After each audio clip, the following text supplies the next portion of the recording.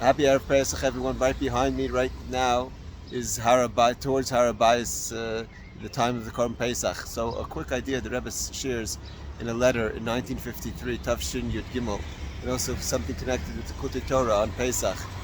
The Rebbe writes over there that we know that Pesach is called Zman Cheruseinu, the time of our freedom. And also we know we have an obligation at the Chol Yom V'Yom, every single day, like the Alter Rebbe brings down, is Zeichel Yisis Mitzrayim, to remember and consider as if we left Egypt now. And the Rebbe says, how do we understand Cherus, freedom, and how do we connect that with memory? The Rebbe says the idea when we say Zeicher, to remember something, a past experience, either that you had or that other people experienced, is that you have to transport yourself out of your present to go back to that point of memory.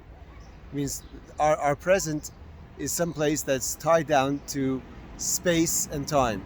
So how could a person transport themselves back to a previous time, to a previous experience?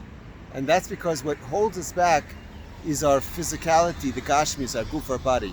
When a person connects to the spiritual soul, the spirituality of within themselves that has no limits, so then a person can transport all the way back to a previous experience that either they themselves had or someone else had, and to actually live the moment as if that is the present, that's the reality right now.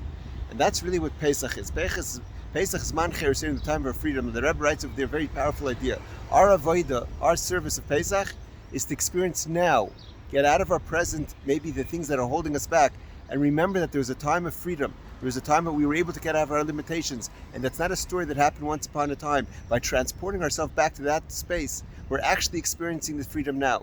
And the Rebbe goes even deeper and says that awakens within Hashem, that Hashem should also lahavdus transport himself back to the moment that he came down and revealed himself and took the Jewish people out of Galus, to take us out of our personal and our own confinements and our personal Galus, our personal limitations, whether it's spiritual, physical, material, in Parnas, and all the things that we need to get out of our limitations, is when Hashem sees that we are experiencing, and our reality now is Cherus, is freedom, that so Hashem also acts as the entity, so to say, the Havda, that frees us from our limitations. And that's also connected to the idea that the Alter Rebbe says in Kutei Torah, talks about when we say the Haggadah Matzah Zu Shanu Oichem Ashur Ma. We point at the matzah and say, why are we eating this matzah? And we continue that Haggadah that because God revealed himself and took the Jewish people out of Mitzrayim. And because of that, the matzah had no time to rise. But we know that the matzah that had no time to rise was matzah that the Jewish people ate, Bnei Israel ate after they left Egypt, after Chatzos, after midnight, when God revealed himself and took the Jewish people out. At the same time, we have an obligation to eat matzah. Even in the first Pesach, God said to eat matzah the 14th, before the liberation. So we ask ourselves, what is the matzah we're eating today? And what are the difference between the two matzah? The first matzah is a matzah of a person of confinement, a person who the Jewish people had not received the Torah yet. The Jewish people had no mitzvahs. So in order to make ourselves any kind of vessel, we had to do the mitzvah of Korban Pesach and matzah. But at the same time, because we had no Torah at the time, and because we were deep in the impurities, we had to make sure that the chametz, that the matzah doesn't become leavened, doesn't rise. That we don't allow any ego. The matzah had to be very much protected, because we weren't holding on any kind of level that we should be able to protect ourselves. But the matzah that came after the revelation, when God took us out of Mitzrayim, it says the dough didn't rise on its own. There was no time for it to rise. There was such revelation of godliness that we didn't feel any self. And if we didn't feel any self, so there was no reason to be concerned of ego, of self-agenda.